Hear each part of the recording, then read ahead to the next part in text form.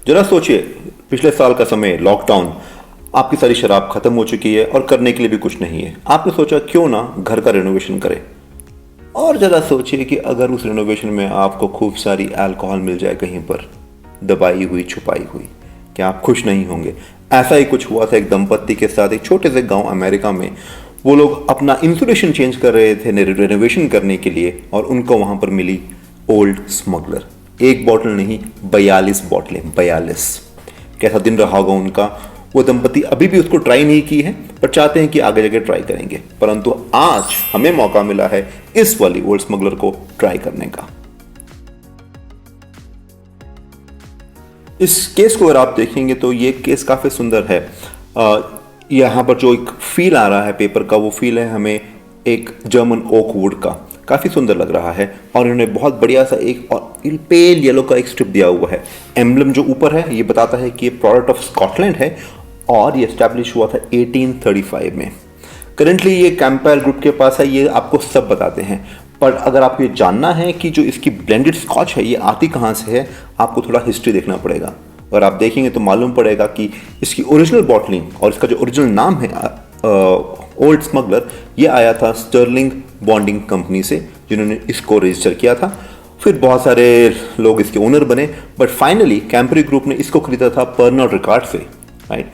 And आज की date में मुझे पता नहीं ये कौन बना रहा है, कहाँ से आती है, क्योंकि कैंपरी ग्रुप के वेबसाइट में भी ओल्ड स्मगलर का नाम कहीं नहीं है।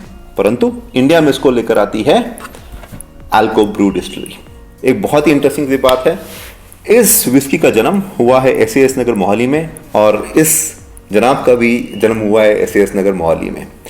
प्राइस की बात करेंगे तो ये जो रेंज है इसका, इट्स अबाउट 1300 to 1500। मुझे नहीं पता है प्राइस क्यों, क्योंकि मैं पिछले हफ्ते अपने घर पे गया था and my old man had this old smuggler bottle, right. That's the price, 1300 to 1500। चलिए केस को खोलते हैं, बॉटल को देखते हैं। इसका जो टोपी है अच्छा है, टिन कैन है, अच्छा लगता है मेरे को। ये तो कार्ड नॉर्मल सा कार्डबोर्ड है। अब पिताजी के घर पे थी तो थोड़ी खर्च हो गई,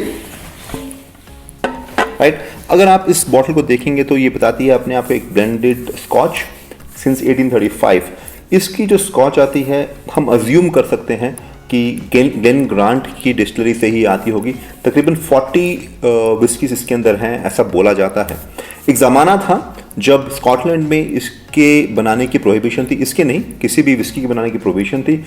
तो इसकी विस्की बनती थी अर्जेंटीना में, और वहाँ पर इसको स्कॉटिश एसोसिएशन का स्टैंप मिला हुआ था। There was a rare case कि you are bottling and manufacturing something outside Scotland and you would get a license for that। तो ये इसकी एक कहानी। बट अगर आप यहाँ के इंग्रेडिएंट्स पढ़ेंगे तो यहाँ पर लिखा हुआ है imported scotch concentrate, demineralised water and permitted natural colours. इनकी अल्को ब्रू की वेबसाइट पर जाएंगे तो वहाँ पर ये बोलते हैं कि इसके अंदर अर्जेंटीना की स्पिरिट है। इसकी बॉटल मुझे काफ़ी अच्छी लगी, एक लालटेन की तरह है, हल्का सा यहाँ पर पिचका हुआ है जहाँ पर हमारे स्कॉटलैंड का, हमारे जो ओल्ड स्मगलर का एम्बलम है। तो इसकी हो जाए नो सिंक।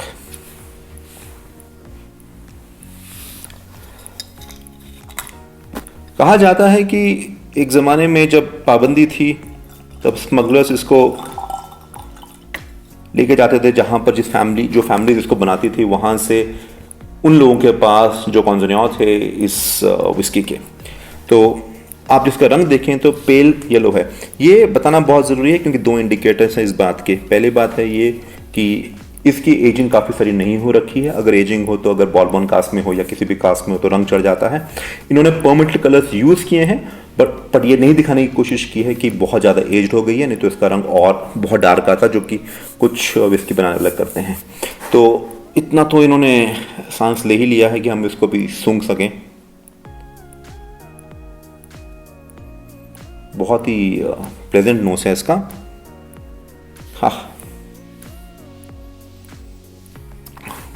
मैंने लोगों को सुना है इसके बारे में, जो मेरे दोस्त पीते हैं या जिनके मुँह भी मैंने मुँह से सुना है, वो कहते हैं कि थोड़ा मेटालिक फिनिश है या थोड़ा अल्कोहल का बन ज़्यादा है। मुझे वो फील नहीं आ रहा है, मुझे काफ़ी प्लेजेंट लग रही है।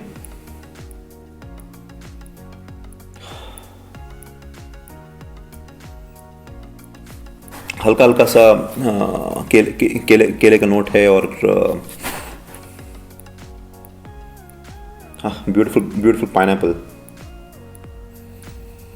हाँ, मॉल्ट है, वनीला का फ्लेवर है, हल्का सा एक ग्रेन भी आ रहा है।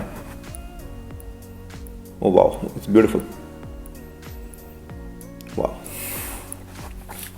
ऐसा नहीं है कि अल्कोहल बर्न बिल्कुल भी नहीं है, but it's to the lower side, much lower than जितनी भी मैं विस्कियां हाल फिलहाल में रिव्यू कर रहा था।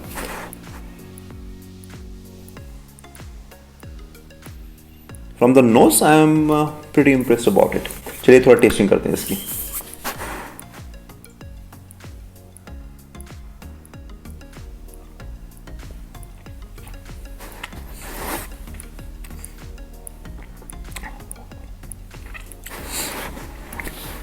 On the tip of the tongue बहुत ही एक स्वीटनेस से आ रही है, and the alcohol, like I said, the burn is very very little and it fades away extremely fast.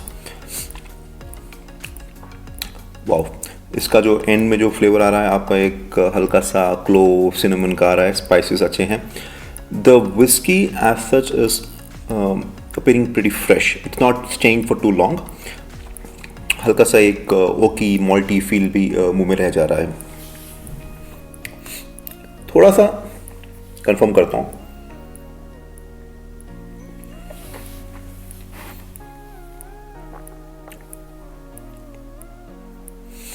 एकदम हल्का सा एक मेटालिक टेस्टिंग नोट है इसका, बट दैट इज पासेबल, मतलब वो it's not hitting you too hard, तो it's fine for me. Let's conclude and see what we have. इसका नाम ओल्ड स्मगलर इसलिए पड़ा क्योंकि एक ज़माने में जब लोग खरीद नहीं पाते थे, तो प्रोहिबिशन की वजह से तो कुछ स्मगलिंग हुआ करती थी, और इसी तरीके से मैंने भी स्मगल की अपने पिताजी के यहाँ से। मेरे लिए कंक्लूजन में ये एक बहुत ही फ्रेश विस्की है, young whisky, it's a pretty fresh whisky, and जैसा इन्होंने लिखा हुआ है, मैं इनको मानता हूँ इस बात पे कि it's a blend of finest Scotch whiskies. For me this was a revelation. I did not expect this to be good. And show में जुड़े रहने के लिए, बने रहने के लिए शुक्रिया। मैंने अपना घर खोजना शुरू कर दिया।